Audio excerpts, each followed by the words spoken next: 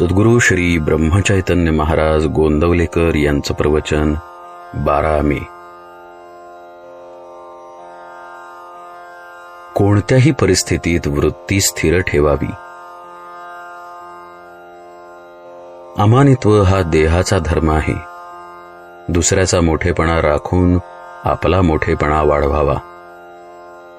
दंभ हा मनाचा धर्म आहे. तो दुसऱ्याला फसवण्याकरिता नसावा. स्वतःचे कल्याण करून घेण्यापुरताच दंभ असल्यास हरकत नाही. अहिंसा हा देहाचा आणि मनाचा धर्म आहे. अहिंसा ही हेतूवर अवलंबून असते. वाचेने कोणाचे मन दुखवू नये आणि देहाने परपीडा करू नये. दुसऱ्याचे दोष सांगणे हे हीनपणाचे लक्षण आहे. लौकिकातला मोठेपणा एका जन्माचा घात करतो, पण दंभ आणि हिंसा अनेक जन्मांचा घात करतात. द्वेषामुळे हिंसा घडते, म्हणून आपण कोणाचाही द्वेष करू नये.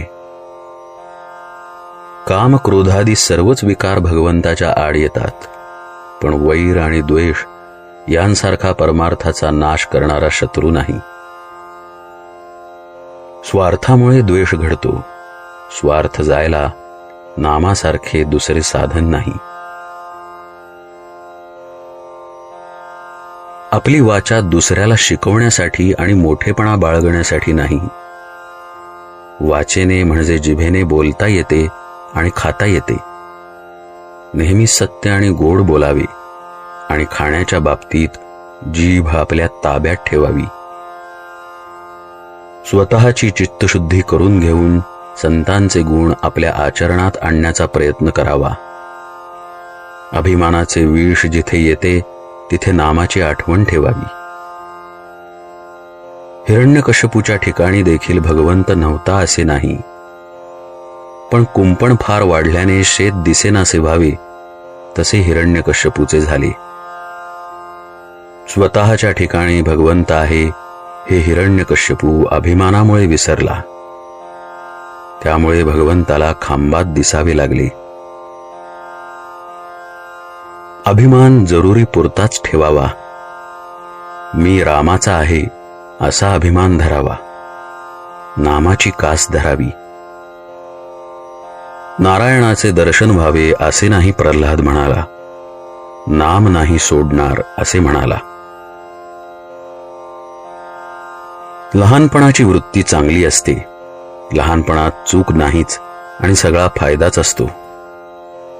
भगवंताजवळ आपण लहान मूल झाल्याशिवाय त्याला कृपेचा पान्हा फुटणार नाही.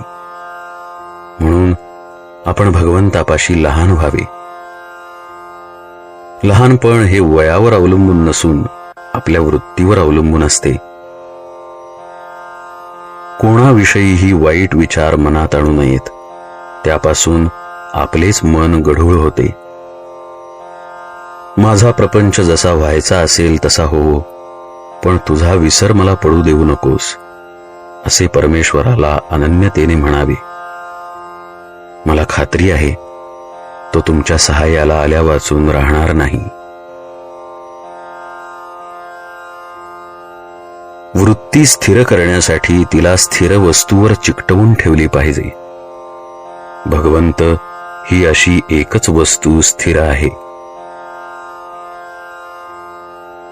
जानकी जीवन स्मरण जय जय राम.